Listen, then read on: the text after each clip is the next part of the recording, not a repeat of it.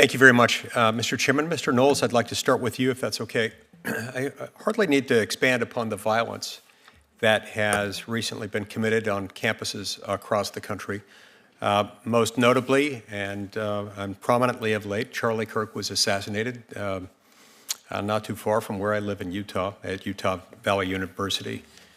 That assassination occurred amidst many of the developments that you've referred to in your opening testimony. And it arose in the context of a public debate he was holding in a public forum specifically about some political issues. Now, while that conversation, that investigation remain ongoing, there is a lot of circumstantial evidence suggesting a political motivation for this attack. Can you help this body understand the violent tendencies inherent in some of these ideologies that are prompting a lot of this violence? I certainly can. Thank you, Senator.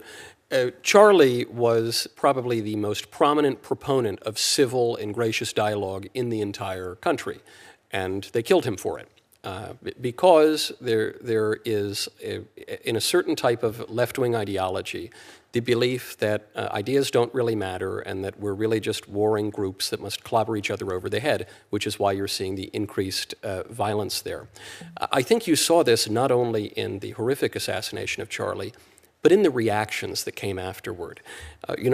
As the scene was unfolding, a Democrat analyst, Matthew Dowd, on MSNBC, the left-wing cable outlet, blamed Charlie Kirk. He said, quote, "Hateful thoughts lead to hateful words, which then lead to hateful actions." The New York Times reacted by publishing the assassination-related musings of Hassan Piker, a prominent left-wing streamer who has suggested the assassination of Senator Tom Cotton and who has said, quote, of conservatives, "Kill those mother effers, murder those mother effers in the street, let the streets soak in their effing red capitalist blood."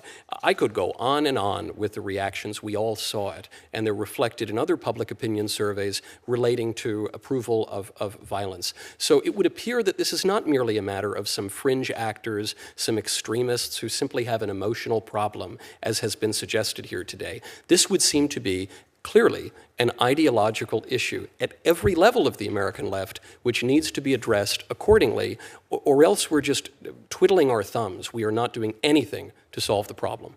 Now, if those same things arose in the context of someone in the right-of-center universe, what would be the reaction? Would there be a self-correction in place, set in motion as a result of the media response? There is no question, Senator. When I think of right-wing political violence, the clearest example we can think of in recent memory goes back about 30 years. It was the Oklahoma City bombing, and it was a little confusing, but we could place it on the right. What would happen after an attack like that? It was uniformly condemned on the right. That is true any time there is some fringe attack, a shooting, and yet, on the left, what happened after President Trump came within 1/20th of an inch of being assassinated? You saw jokes, you saw minimizations, you saw comments throughout social media saying maybe we'll get him next time. What happened after Charlie's assassination? We could be here all day reading the excuses and the celebrations from normal and even mainstream figures on the left. There is no equivalence whatsoever. If we're to solve the problem, we have to acknowledge that. There are a few tells that go along with it, perhaps without some of these people realizing it. Every time someone refers to a conservative, it's always far right. I don't ever hear the same publications using the term far left to describe someone who believes deeply and fairly consistently in the political ideology of the Democratic Party. But far right is the consistent mantra going the other direction. It almost seems like an homage to ad Hitlerum, and the frequent invocation of ad Hitlerum attacks tend to prompt other Operation Valkyrie moments. And perhaps that's some of what's behind the 55% figure that you referred to earlier. Now, you are someone who gets around to a lot of college campuses. You do a lot of public speaking. How has this impacted you personally, and what measures have you had to take, if you're comfortable sharing some of that with us, to ensure your own personal safety when all this is happening? We have dramatically had to increase security, of course.